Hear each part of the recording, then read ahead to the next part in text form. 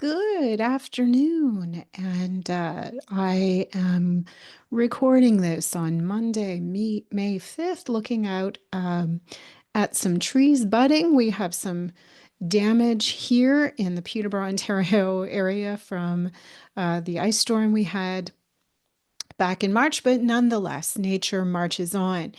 And a viewer kindly brought to my attention that there was an erroneously uploaded video where I was supposed to be talking about going no contact, and then in fact it was the wrong video. So thank you to the person who mentioned that, and I do hope that you come back and listen to this one.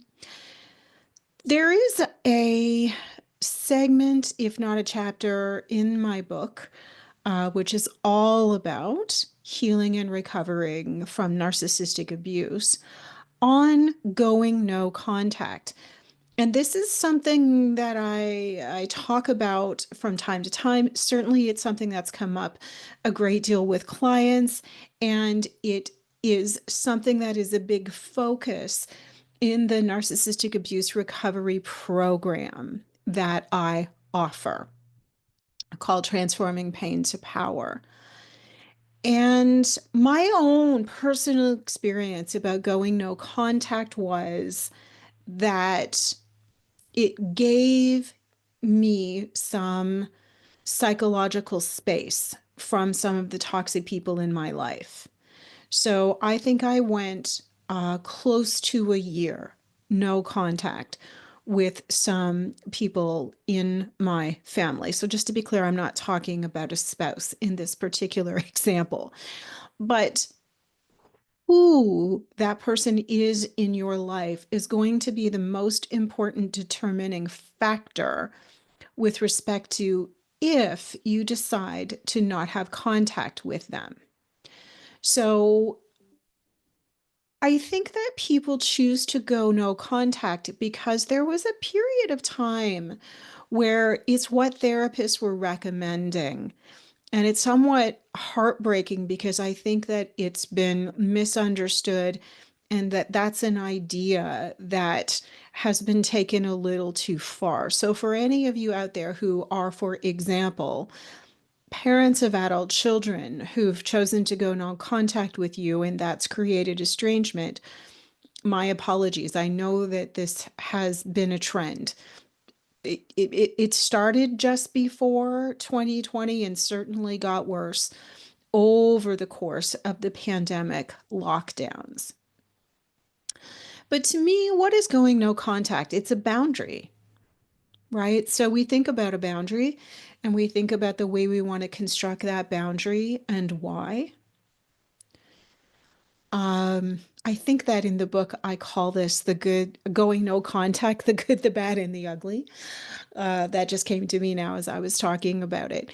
But I think that I'm going to begin with the concrete reasons when you probably should go no contact. One of them, of course, is physical abuse. One of them is really, really, really damaging mental abuse, and absolutely financial abuse would be another good reason. So that could be with an adult child, that could be with a parent, a sibling, a partner, a friend.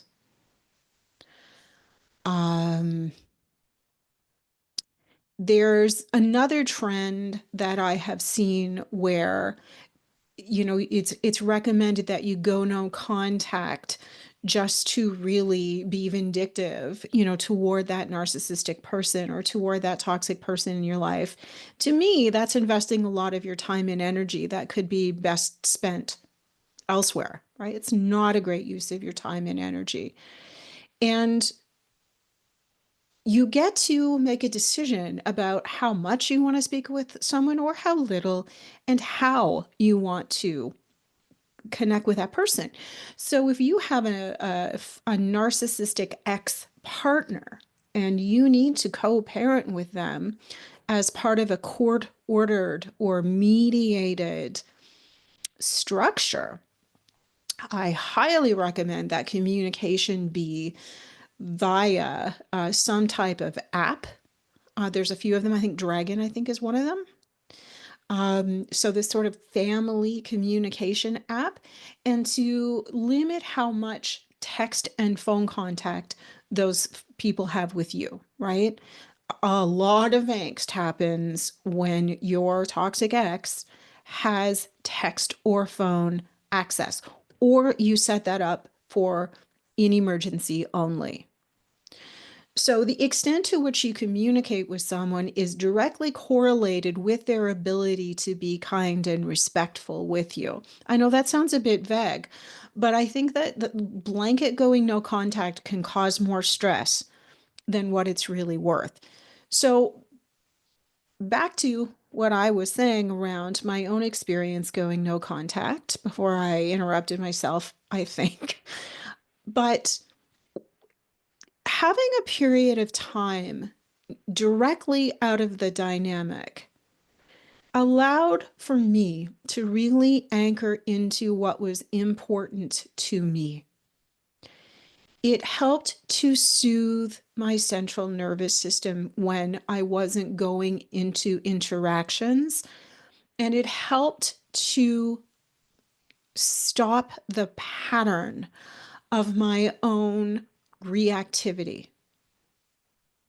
So, in my book and in the program, I talk about compassionate detachment, which is where you show up for yourself with beautiful compassion and kindness and hold the other person at arm's length, right? So, this is a slightly more interesting version of what we call gray rock. But where I'm going with this is that we can go into periods of estrangement with people and still carry all of that bitterness in our hearts and think about them and wonder about them, which again kind of keeps you in that relationship, even if you're not talking to that other person. So, in my own journey with this, that time of going no contact wasn't one where I felt spiteful or vindictive or was preoccupied with the other people, but rather I brought that process inward. And luckily, I was teaching a lot of mindfulness and meditation at the time, and I could become deeply reflective about how, where, when, and why I wanted to be in relationship. And I knew deep down I wasn't going to entirely go no contact forever, but I needed the time to heal and to be able to build back stronger. So to be able to go back into those relationships with stronger boundaries. So no contact can be like full on estrangement forever. It can be in a distinct time frame. It can be no contact unless there's an emergency. But I do think that unless you've been terribly harmed by someone, it makes more sense to have limited, boundaried contact based on your own values and what makes the most sense for you. The other thing I find interesting about going no contact with narcissists is that they're the reputed kings and queens of devaluation and discard. So if you go no contact with them, they're going to assume that you're doing the same thing because they project. They are going to have no idea, right, that you've reached a particular point of no return or this is what you're doing to cope. So that's just a little something to keep in mind if you choose to do that. Having met with hundreds of clients and having spoken about this many, many, many times, there is this full spectrum of what works for each individual. And somewhere on there is going to be the answer for what works for you. I do want to go on record as saying that I think that this idea of compassionate detachment, looking at these folks, viewing them through this curious witnessing type of lens, right? So they're like, picture them like a distance away from you, and rather getting pulled into their bullshit, you are a curious witness to what they're doing, right?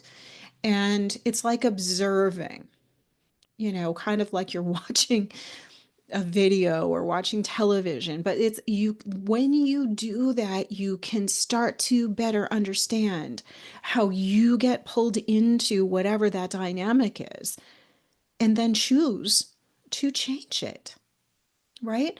So if you have a narcissist in your life or even someone with other types of personality pathology, many of them love to argue. It makes them feel powerful, and they create arguments so that you get drawn into that power struggle. So my suggestion here is if you recognize that as a pattern, then if someone, starts an argument with you, that's your cue to shut down the conversation. So it is contact that is based on your terms. It's a relationship based on your terms. And if you choose to go no contact entirely, it is important to recognize that there can still be what I call an intrapsychic cord between the two of you. You're thinking about them, they may be thinking about you. There can be a level of preoccupation and obsession that goes along with that. This goes out to all of you who are stalking someone's social media through a separate account. I'm kidding. But um, so in that instance, one of the things I do wholeheartedly recommend is some type of cord cutting ritual. And I offer these free virtually at different times of the seasonal cycle. If I can organize it on a full moon, which is a time of releasing, it just adds an extra spiritual layer. But I also do them individually in my office, and were there the opportunity to have a small group of people together in that space, I could offer that as well. But just because you're not in contact with someone, it doesn't mean you're not thinking about them and they're not thinking about you. And they are still, if you'll allow me the expression, living rent free in your head. So some type of visualization or ritual can be very helpful to shift that. So I know that most people are going to want to hear me say that you should or should not go no contact. And I come back to this spectrum. If the narcissism, just using that as our focus, is on a spectrum of severity, then you make a decision based along that similar spectrum of what is going to work best for you. I think in most cases, you can have limited polite, neutral contact, provided that you have done a bit of inner work in how not to be triggered by these individuals. And then that prepares you to be able to speak with them again. I come from a long line of people who cope with conflict by simply never talking to that person again, right? And narcissists do this all the time. So it's important to choose that which works for you. And again, there is a chapter in my book, Heart Wide Open. You can kind of see it over my shoulder here on the subject. It is available pretty much anywhere you get books. For those of you who prefer to listen to an audio book, it is available on Audible as well, and those links are on the channel. And I'm always happy to sign folks into the program or to even do a one-off on a particular topic. But if you've gone no contact, or if you have found some other type of way of boundary communication, let us all know that. Drop it in the comments. And as usual, like and subscribe. And if the message resonates, share the word. And thank you so much for taking some time to listen today. And I wish you well. Take care.